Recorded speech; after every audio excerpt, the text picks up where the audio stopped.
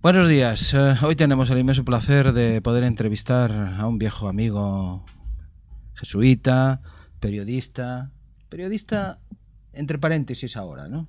Desde No, hace ya porque yo una, creo que eso del periodismo no se quita nunca. En definitiva, por ejemplo, este último libro es muy periodístico. una crónica periodística. Claro, es decir, yo sigo además escribiendo en periódicos. O sea que lo que pasa es que no estoy, diríamos, en la cancha del periodismo cotidiano.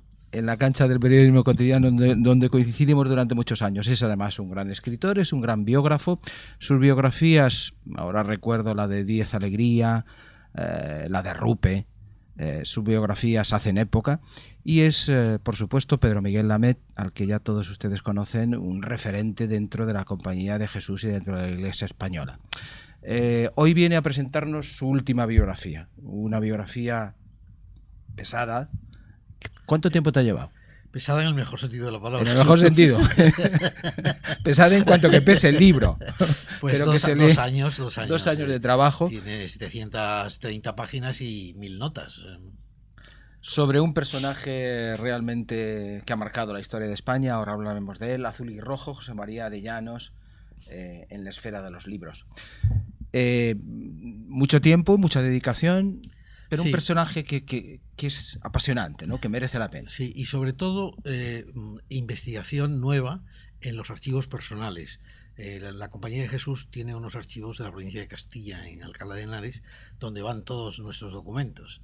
Y ya nos tenía la costumbre de guardarlo todo, desde el galón de la Falange hasta las cartas de la Pasionaria.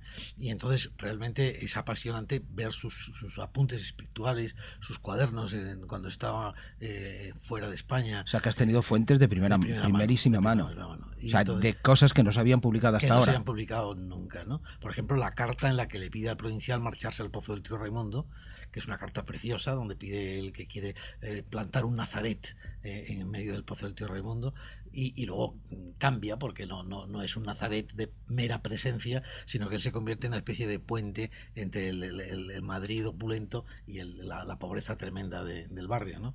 Recorriendo un poco su biografía, ¿fue muy azul cuando fue azul?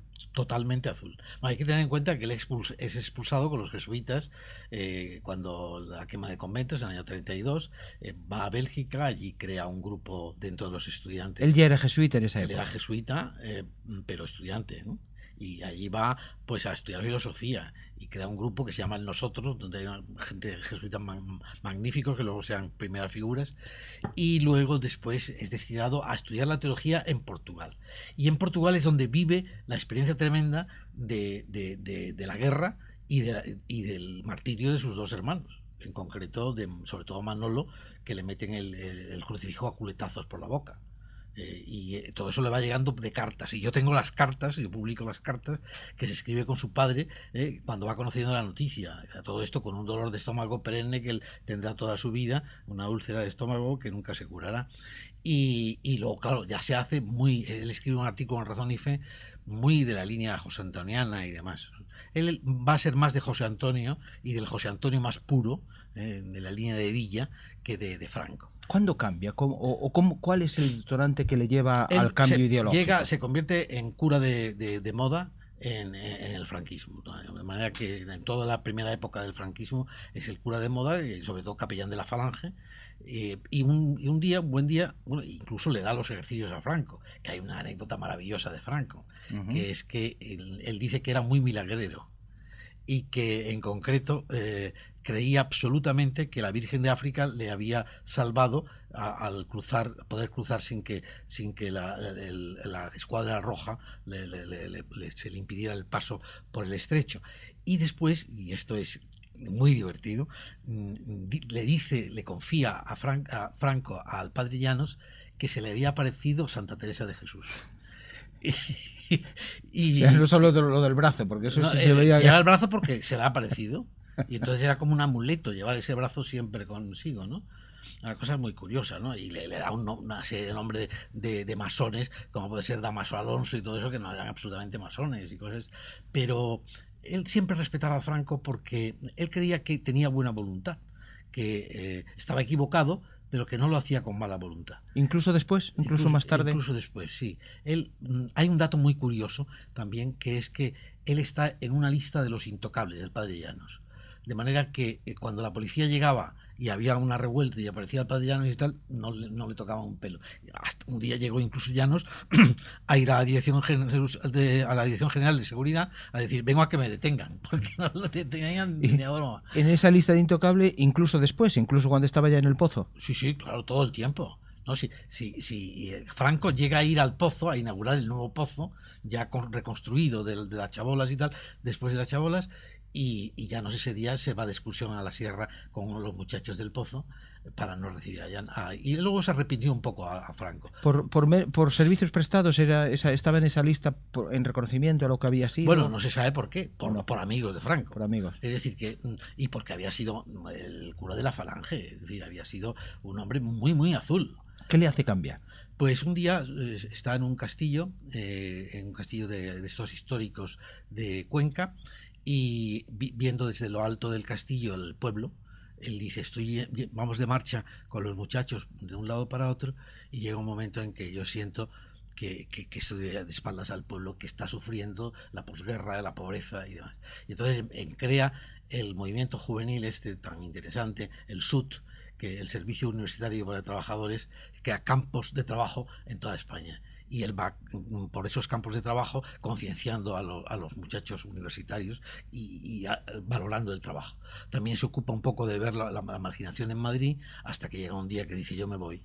O sea, que la miseria y la pobreza le convierte de alguna manera. Dice, yo estoy de espaldas al otro. E ideológicamente, ¿cómo cambia? Es decir, ¿por qué?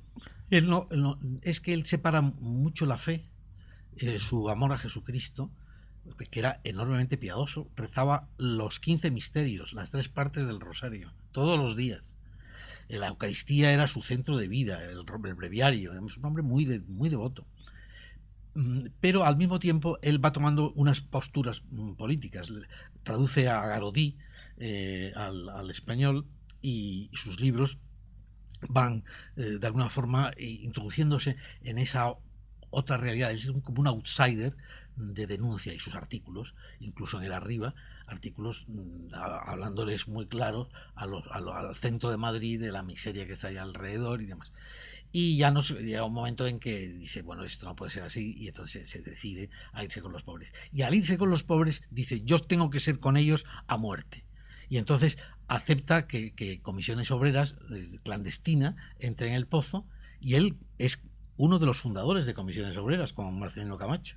O sea, que se convierte también a la encarnación que venía del concilio, a ese tipo de cosas sí. O sea, si yo voy al Pozo, voy con todas las consecuencias. Sí.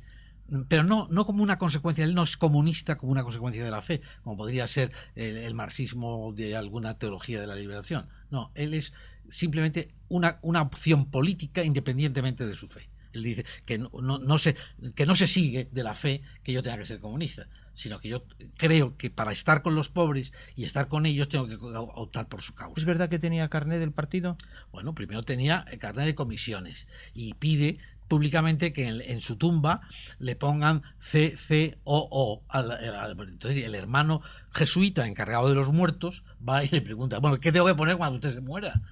Y entonces él, como era un poco contradictorio y muchas cosas lo hacía de cara a la galería, dice, no, póngame el SJ y o bien Cristo, al encuentro de Cristo, ¿no? Y así se puso, ¿no? Es un momento de su muerte. Pero al mismo tiempo hay, diríamos, como una necesidad grande de romper con las miserias que está viviendo en la época de Franco, y esa necesidad de comprometerse hasta el máximo, y tiene carnet del Partido Comunista. En el Pozo crea algo más que una parroquia, ¿no? Crea una referencia para mucha gente en la época del posconcilio, con Díaz Alegría, con toda la gente que pasó por allí, sí, ¿no? Una mística. Incluso cuando él se deja la chabola y se mete en el común de trabajadores, oliendo los calcetines de los jóvenes trabajadores que iban allí a vivir en común, y escribiendo con su Olivetti enrollado en su manta, en la época que yo le conocí, verdaderamente impresionante, y me mandaba los artículos de Vida Nueva y demás. Era una cosa llamativa cómo conseguía vivir allí, y allí había gente del Grapo que mataba. O sea, un exdominico que luego se hizo del Grapo y que mató a un policía, estaba allí con él. Y luego se escribía con él de la cárcel. O sea, era una época tremenda, ¿no? Pero él seguía siendo fiel a todo lo suyo, ¿no? De vida espiritual y de entrega a Dios. Y luego ya es cuando aparece Carrillo, que voluntariamente y con la peluca va a verle y decirle que le interesa. En la clandestinidad todavía, En la clandestinidad.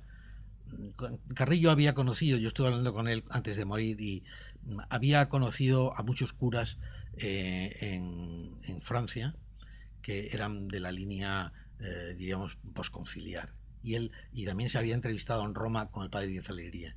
Y entonces estaba convencido de que se podía colaborar con una cierta iglesia.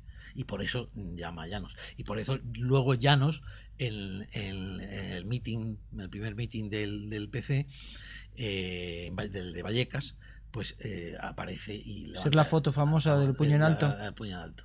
Y ahí está también Díez Alegrías, que no levanta el puño. Sin embargo, Llanos lo levanta. ¿Cómo se llevaban estos dos? Porque eran dos grandes figuras, ¿no? Pues Llanos era muy entrañable, un gran amigo, pero muy difícil de carácter. Cascarrabias. Cascarrabias. ¿No? Y Díez Alegría decía, en el cuerpo místico tiene que haber de todo. Y Llanos es la vesícula biliar del cuerpo místico. En todas cosas, ¿no? Porque, y luego además tenía mucho más sentido el humor Díez Alegría que él y demás, pero se querían muchísimo. Y él decía Díez Alegría que le recordaba un cuadro de Rembrandt, un autorretrato de Rembrandt ya viejo y demás. Era un hombre difícil pero entrañable al mismo tiempo. Con Tarancón, ¿cómo se... Con Tarancón y con Iniesta, que era, digamos, el obispo auxiliar y el encargado de Vallecas, ¿no? Con Iniesta muy bien. Al principio no le recibe, después se hacen grandes amigos. Y yo publico una carta que, por cierto, me ha contestado Iniesta que no podía venir a la presentación porque está muy mayor ya. Pero me decía Iniesta que era un gran tipo y que el libro podía hacer mucho bien por eso, porque él le quería mucho. Y hay una carta en que le dice, somos dos debilidades que se encuentran, ¿no? Qué bonito. Dice Iniesta. Y Iniesta realmente estuvo muy cerca de él. Y luego Tarancón estuvo ya más, como era Tarancón, ¿no? Más político, más distante. Dice... te admiro, pero no te comprendo, decía Tarancón. Pero le respetaba siempre, ¿no? Lo respetaba. Nunca... Pero es que le han respetado todos los superiores, los generales, los grandes prebostes del país, los obispos, absolutamente todo el mundo. Y cuando me preguntan por qué le respetaban, la respuesta que yo digo siempre es porque mascaba el barro. Es decir, mascó el barro hasta el final. No tenía vacaciones, vivía muy pobremente. Al final casi no tenía dinero, le daban dinero a los amigos para sobrevivir. O sea, realmente era un hombre admirable en su radicalidad. Si de joven yo he descubierto que hizo un voto de perfección, renunciando a sus derechos humanos, en una especie de votos que he encontrado. ¿A sus derechos humanos? A sus derechos humanos. De joven hizo una... Es decir, esos votos que se hacían de perfección, que hacían algunos, el padre Rupe también lo hizo, de elegir siempre lo más difícil en caso de dos cosas, y él llegó al máximo. Pero claro, todo eso se mezcla con que pidió ir de capellán de la División Azul. Entonces, es decir, el azul y el rojo están continuamente presentes, pero claro, sobre nada el hombre que se va con los más pobres, se entrega a Jesucristo, y al final me decía, mira, a mí lo único que me importa realmente es Jesucristo y su crucifijo de los votos que llevaba siempre, y aquel muñeco de trapo que se llamaba Charlie, que en el se identificaba con una especie de payaso y de un continuo fracasado. Él era muy depresivo y solamente le mantenía siempre la alegría de esa fe profunda con Cristo. Con Arrupe, ¿cómo estuvo la relación? Con Arrupe muy bien, porque él fue compañero de Arrupe de la universidad. De hecho, le llamaba Perico, ¿no? Sí, y de José Antonio también, de José Antonio Primo de Rivera, con el que tuvo una trifulca en la universidad.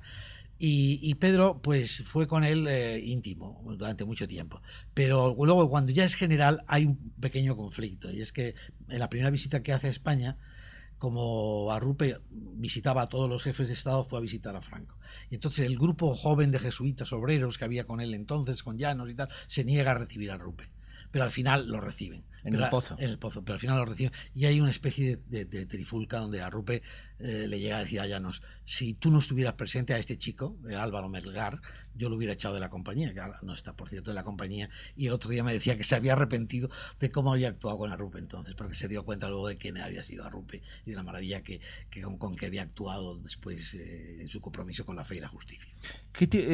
Uno de sus libros, entre otros muchos, es El credo que da sentido a mi vida, en esa colección por la que pasó 10 Alegría. ¿Cuál era su credo así profundo, genuino, su artículo de fe, digamos? Yo creo que un amor a Jesucristo identificado con toda la gente. Es decir, él creía mucho en Jesús, creía en la actividad, no era un hombre pasivo, creía que había que moverse, que había que actuar, y luego diríamos que una esperanza más allá de toda la dureza y la tristeza. Él era enormemente sensible, de tal manera que él se decía a sí mismo que era muy enamoradizo, pero decía: yo nunca he besado de verdad a una mujer, ¿no? Y hay una historia preciosa de un amor platónico con Carmen Díaz de Rivera, la famosa musa de la transición. Sí. Y yo he descubierto unos poemas, porque yo voy introduciendo en el libro poemas de casi toda su época, él de todas las épocas de su vida, porque él escribía continuamente versos. Y hay unos versos a ella muy bonitos, puramente platónicos, ¿no? Hasta que ella enferma de cáncer y se separa de todo el mundo, ¿no? Y juntamente con Umbral, que Umbral, con un personaje tan anticlerical, ¿no? Y tan difícil, pero yo creo que los tres eran como niños indefensos y se querían, y entonces crearon esa especie de trilateral, ¿no? Gente muy, muy curiosa. Era un hombre fuera de lo normal. Lorenzo Gómez, el que fue creador y director del Ciervo, decía: yo la única definición que tengo es que Llanos es Llanos, nada más. ¿Cómo vivió la época de la involución de Juan Pablo II cuando esa iglesia posconciliar empieza a cambiar y a dar marcha atrás? Él tiene un alegrón al principio cuando es elegido Juan Pablo II, porque es elegido un obrero. Eso le gustó mucho. Luego, poco a poco, pues se vio dando cuenta de que la situación era muy grave, pero él era muy prudente en su trato con la jerarquía y no hacía crítica de la jerarquía. Él iba más bien a lo positivo. Y eso sí, al mismo tiempo estaba diciendo cosas sobre el celibato de los curas o cosas sobre temas como la mujer. Tiene un artículo inédito sobre la mujer que publicó ahí en el apéndice del... La mujer en la iglesia, quiero decir. La mujer como tal. La mujer. ¿Qué significa la mujer en el hombre, ¿no?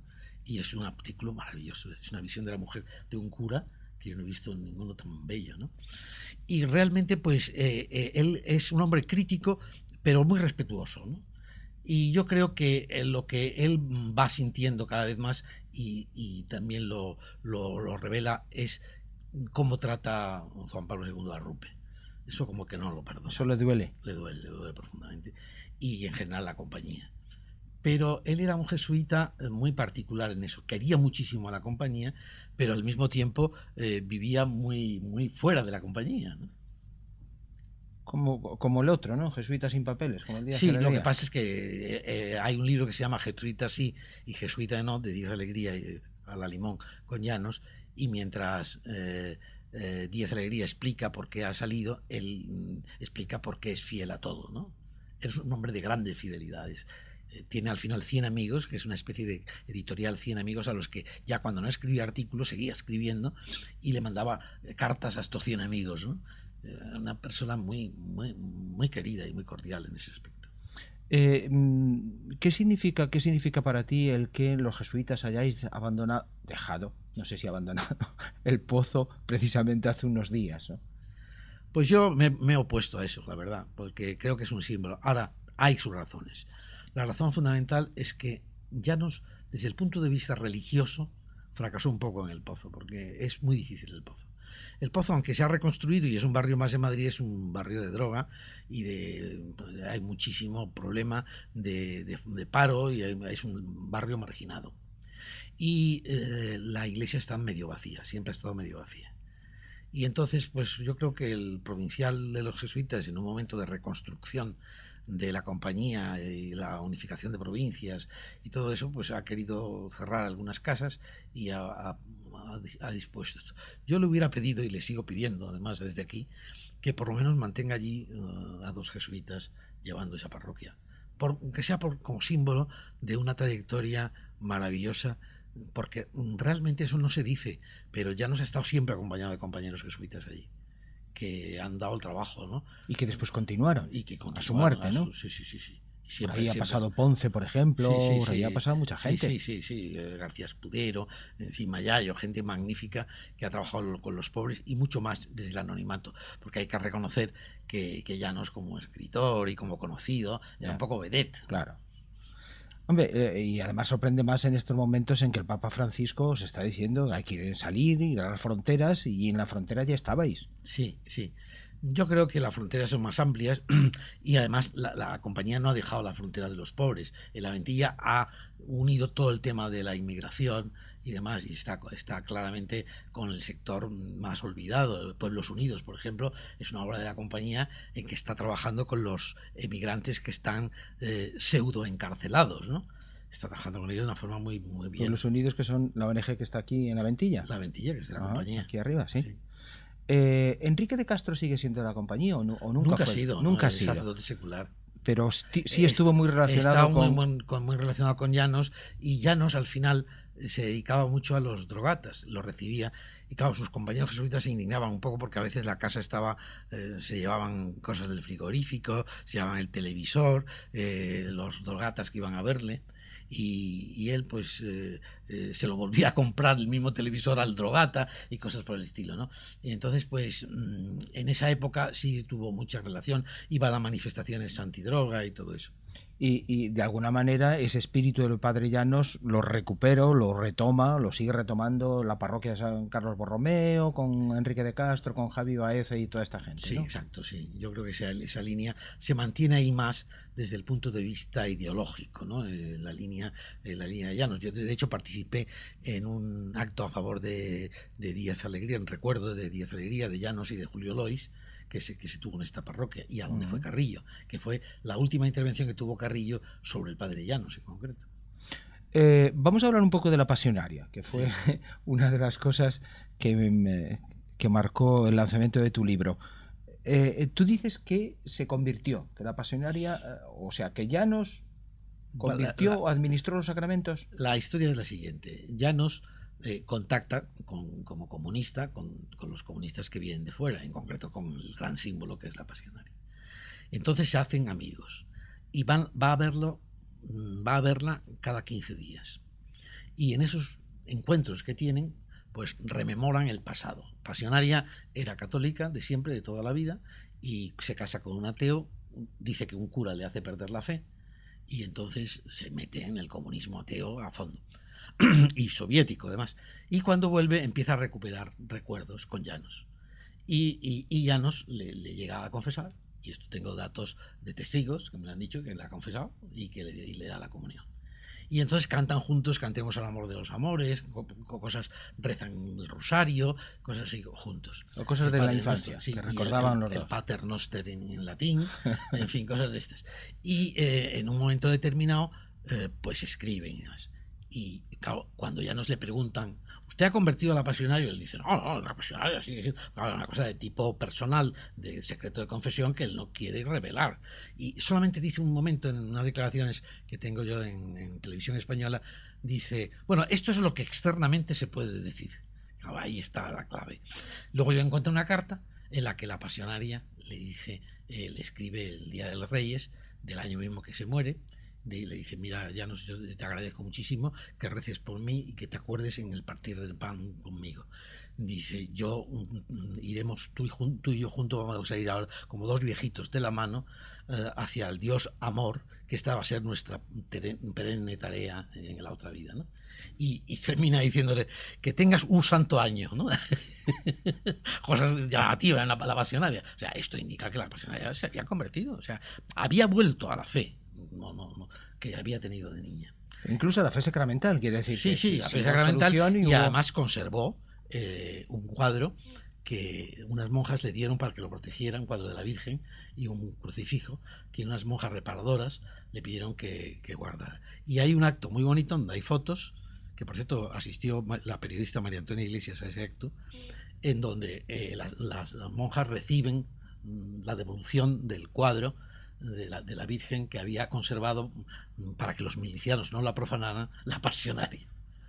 ¿Es suficientemente reconocida su labor a nivel eclesial y a nivel social, a los dos niveles? Yo creo que sí, yo creo que ya no es un mito, quizá demasiado mito, en el sentido de que se han vivido de tópicos como el cura rojo y demás, ¿no? Y lo que no es conocido suficientemente es su vida, no es conocida su vida espiritual profundísima y su encuentro con Jesucristo todos los días. Hay uno que se hizo cura, que de allí del Pozo, que lo que cuenta cómo eran las misas de Llanos, esas misas al final en la que mezclaba versos de Alberti y Neruda con los textos sagrados, y se pasaba casi todo el día celebrando la misa. Él adoraba la Eucaristía. Hay otra anécdota muy divertida, que es que le tenía tanto valor, tanta importancia le daba a la misa, que un día, yendo a Atienza de excursión con sus compañeros jesuitas del Pozo, no había celebrado misa. Y al final cogieron unos pedazos de pan de la comida y consagraron allí mismo y celebraron la misa, porque ya no podía prescindir de la misa. Y entonces llega el camarero a llevarse el pan, ¿no? Dice, no, por favor, que está consagrado. Una buena anécdota. ¿Qué queda qué va a quedar? Porque, bueno, tú lo viviste todavía, nosotros, pero para la gente joven, ¿qué va a quedar de Llanos? Bueno, yo he escrito este libro sobre todo para que se recuerde que durante este periodo que tú y yo hemos vivido tan importante del posconcilio y también de la transición española, que vienen a coincidir, hubo una serie de sacerdotes y de teólogos y de cristianos, como Carlos Comín también, y Díaz Alegría, Lois, todos estos, que consiguieron desvincular a la Iglesia de un partido político concreto.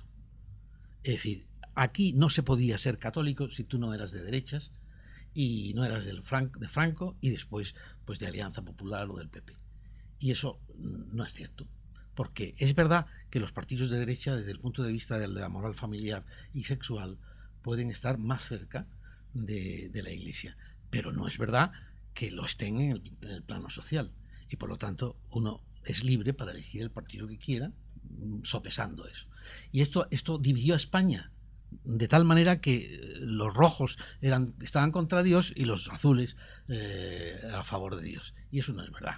Es decir, entre los rojos había muchos cristianos y mucha gente que se movía por ideales en el fondo cristianos, como es la solidaridad y la justicia social. Una estrategia que incluso mantenían las autoridades jerárquicas de aquella época. Todos recordamos a Tarancón, pues un poco en esa tesitura. Y gracias a eso consigue que en aquella época la institución Iglesia sea de las más prestigiadas. Sí, claro, Tarancón ya procede todo esto, incluso dentro de la guerra, pues es muy distinta la postura de Goma y de Vidal y Barraquer. Vidal y Barraquer está en contra por completo de la postura de la conferencia episcopal de entonces, del comunicado de todos los obispos. Yo creo que realmente siempre ha habido esas dos facetas, lo que pasa es que predominó una. Pero en aquella época la autoridad moral le venía a la Iglesia porque Tarancón había decidido salir de la lucha partidista. Sí, es decir, no nos implicamos, no optamos por un partido concreto, exacto, y salimos un poco y estamos como autoridad moral de referencia. La desvinculación esta que el taranconismo, que yo creo que fue muy importante para la Iglesia española y para la sociedad. Lo que pasa es que luego hemos vuelto un poco. Se rompió después, ¿no? Sí, después yo creo que la época de Juan Pablo II, la importancia de Juan Pablo II, que en definitiva era muy antimarxista y todo eso, pues ha provocado que vengan obispos también que estén en esa línea un poco de identificación con un partido. Yo creo que no es bueno. ¿Estás de acuerdo con los que dicen, decimos, que hay una nueva ilusión que nos retrotrae un poco a aquella época posconciliar con el Papa Francisco? Yo creo que hay una esperanza muy grande y una ilusión. Es decir, por ahora lo que se ha cambiado sobre todo es el talante. Yo digo que la mezcla de lo que salió en la logia del Vaticano aquel día, jesuita y Francisco, es explosiva. O sea, No hay cosa más distinta, aunque los dos seamos religiosos y entregados a Dios, que un jesuita de un franciscano, y sobre todo en sus orígenes, un Ignacio de un Asís, de un Francisco de Asís. Y eso es un golpe de inteligencia jesuítica. Es decir, él se da cuenta de que tiene que suavizar lo de jesuita con lo de Asís. Y lo mismo ha hecho ahora, por ejemplo, con el tema de las canonizaciones. ¿Qué hace? Tiene, evidentemente, porque lo pide, yo creo que una masa grande de pueblo, que canonizar, acabar con la canonización, que ya está en marcha y tal, de Juan Pablo II. Pero eso le permite también desbloquear lo de Óscar Romero. Y yo creo que estos son los pasos inteligentes que él está dando, porque, claro, llevamos pues más de 30 años de una iglesia un poco bloqueada respecto al Concilio Vaticano II, ¿no? Y para dar pasos adelante, a mí me ha parecido también muy importante desde el punto de vista, no ya solamente de los gestos, zapatos, caricias y todo eso que está muy bien, ¿no? Sino dar pasos reales, lo del Consejo de Cardenales. Cardenales, para reformar la curia. Que es un paso, diríamos, democrático. Y no solo para reformar la curia, yo creo que debe ser también como una especie de consejo de gobierno para muchas cosas, aunque él tome las decisiones. O sea, volvemos a la colegialidad, porque en definitiva sería reactivar el concilio, la colegialidad, la corresponsabilidad, los laicos, el papel de la mujer, bueno, todo el papel eso. de la mujer está por ver.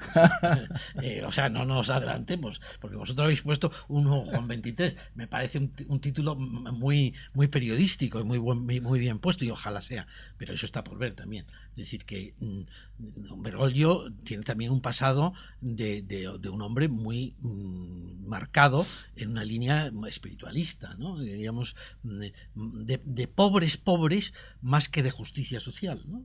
Entonces, todo eso habrá que ver, aunque yo creo que también este hombre ha madurado mucho. Y yo creo que está por encima de todo. Es un hombre que yo creo que debe tener una faceta mística importante. Es libre por dentro. Esa es la impresión que produce. Y que sus gestos son auténticos, que no es un actor, ¿no? O sea, actúa con naturalidad. Actúa con naturalidad, pero al mismo tiempo con una medida de todo. Lo tiene todo medido jesuíticamente, ¿no? Digamos. Es decir, es una mezcla curiosa. Decían el otro día desde Roma que juega al despiste con los curiales y con la curia y con sus cosas y... Yo creo que una de las cosas que ha tenido que molestar más en la curia es lo de Santa Marta. El que se queda a vivir... De Santa Marta. Porque claro, nosotros hablábamos siempre en Roma del terzo piano, el tercer piso, como una referente de que ahí el Papa me decía que sale el cuco, ¿no? Que sale el Papa, como un referente que estaba allí en la ventanita, ¿no? Y eso, todos esos elementos que es ruptura con tradiciones externas, ha tenido que molestar mucho. Porque eso además molesta también aquí y en cualquier otro sitio. Es decir, si el Papa deja el palacio, ¿qué hacen los obispos en sus palacios? Si el Papa va en metro, ¿qué hacen los obispos con chofer y coche? Claro, y ya algunos obispos españoles dejaron el palacio y viven en una situación más sencilla, ¿no? Pero además es que si tú sales de tu palacio y te encuentras con la gente, tienes el pálpito de la vida cotidiana. Y yo creo que ahí está la clave, ¿no? Es decir, en Santa Marta está hablando con curas, con monjes que se le acercan, con gente así. Y puede, de alguna forma, conocer más la realidad. O sea, coge el teléfono directamente sin pasar por el secretario y entonces te pueden decir cualquier cosa. Claro. Y volvemos al Papa párroco, ¿no? Al Papa pastor, realmente pastor. Sí. Yo creo que tiene que haber de todo en la iglesia, ¿no? Ratzinger, yo alabo muchísimo el final de Ratzinger, pero para mí su gesto final de discreción y de cómo se fue, vale todo su pontificado, ¿no? Pero es que él era un hombre de estudio intelectual, y este es un hombre que ha palpado la vida pastoral durante años en Argentina y en un pueblo latino que es un pueblo muy afectivo, pero aún así es un hombre que yo diría que no es el típico sudaca meloso, sino que es muy sobrio. Dentro de su afecto es muy sobrio, ¿no? Casi no tiene ni siquiera la S esta de los argentinos, ¿no? ¿Es verdad? Sí. ¿Se huele cambio de ciclo? Es decir, la Iglesia se mueve siempre en ese péndulo. El primer ciclo reformista, renovador, termina con Pablo VI, empieza otro ciclo con Juan Pablo II y Benedicto XVI, más conservador. ¿Viene un ciclo nuevo? Yo creo que el péndulo en la historia universal y también en la historia de la Iglesia funciona. Ha tardado mucho de moverse este péndulo, pero yo creo que está moviéndose. ¿Hasta dónde se va a mover? Pues hay que tener en cuenta que hemos tenido una época en donde los que han podido, han tenido fuerza, han sido los nuevos movimientos. Los religiosos hemos estado marginados, incluso maltratados en algunos casos. Por otra parte, diríamos, la Iglesia esta profética de los grandes renovadores y demás han estado en el ocultamiento. Yo creo que llega un momento en que va a cambiar la situación. Lo último que ha dicho Boff, que creo que habéis publicado en la página, sí, de que incluso va a cambiar lo del celibato. Eso decía, sí, que el celibato va a ser opcional. Eso no lo veo tan claro, conociendo un poco a Bergoglio, pero bueno, el espíritu sopla donde quiera. Ciertamente el tema de la mujer, de la ordenación de la mujer, no creo que venga, porque eso lo prohibió de alguna forma directamente Juan Pablo II. Pero el tema de los divorciados, el tema, diríamos, de una mayor presencia de la Iglesia en el mundo de la cultura. ¿La moral sexual podría cambiar o matizarse o pasar, como dice tu compañero Juan Maciá, de la moral del semáforo a la de la brújula? Yo diría, citando un poco a mi amigo Marciano Vidal, a una moral más de actitudes. Es decir, yo creo que es que el tema está en que, en vez de estar condenando, como dice Juan, creo que es un problema de actitud, es decir, de enfocar la sexualidad. ¿Qué es lo importante de la sexualidad? La personificación de la sexualidad. Es decir, que yo estoy tratando con una persona y no con un objeto. Eso es lo verdaderamente importante. Y que la sexualidad no es un desahogo puramente físico, como la mayor parte de los amores de weekend funcionan hoy en la sociedad, ¿no? Sino que es algo mucho más profundo. La profundización de la sexualidad y su aspecto positivo. Los nuevos movimientos que han mandado en la Iglesia, digamos así, ¿van a querer o a estar disponibles a dejar espacio, a compartir el espacio, digamos, de protagonismo o de servicio o de poder, llamémoslo como queramos? No les queda otro remedio. Es decir, aquí esto es una monarquía absoluta. La Iglesia, quedámoslo, ¿no? Y de hecho, cuando cambia el rey, pues los cortesanos cambian de color. Entonces yo creo que va a haber como una pequeña resistencia, a lo mejor interna, de cada uno de los movimientos a esta evolución, pero al mismo tiempo yo creo que el carisma de Francisco va a ser el carisma de la unión y de la comunión. Es curioso que muchas de las cosas que yo pedía en una carta que escribía a Dios en internet, un papa de los pobres, un papa que dejara los castillos de invierno para ir a la plaza con el pueblo, todo esto se están cumpliendo.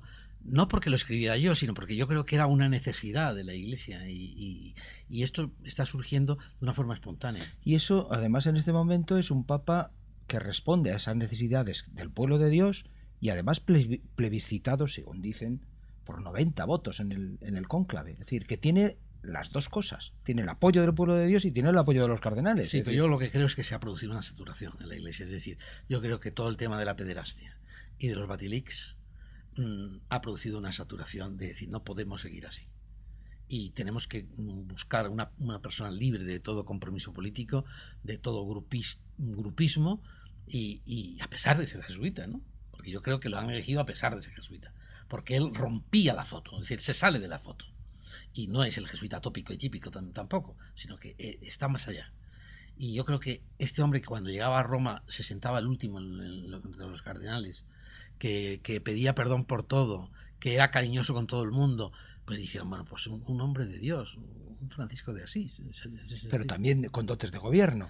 Porque lo que le han pedido es, entre otras cosas, que cambie la curia, entre otras cosas. Es muy suyo, Bergoglio. O sea que la experiencia que tenemos los jesuitas de Argentina es que él tenía una línea muy marcada, muy directa y la seguía, ¿no? O sea, eso es verdad. O sea que es una mezcla de cosas curiosas. ¿Le van a dejar?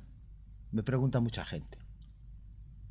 Le van a dejar, y la mera pregunta me produce como un desasosiego, el que el pueblo de Dios, gente de iglesia, se esté preguntando, oye, ¿le van a dejar o le van a quitar de en medio? Varias personas me han dicho que tienen miedo. Mi hermana religiosa me dice, le va a pasar algo, como un presentimiento. Es que claro, cuando uno se expone de esa manera, pues le puede pasar algo. Pero Yo espero que sea que tenga las dos cosas, ¿no? La sencillez de la paloma y un poco la astucia de la serpiente para saberse defender. Yo creo que lo va a ir haciendo muy poco a poco y las cosas van entrando. Tampoco es tan difícil cambiar cosas que todo el mundo desea que cambien. Por ejemplo, el tema de la curia. Se está retrasando en nombrar secretario de Estado. Debe ser una decisión difícil. Complicada. ¿Las resistencias van a ser numantinas o se va a producir un cambio de chaqueta, en concreto en España?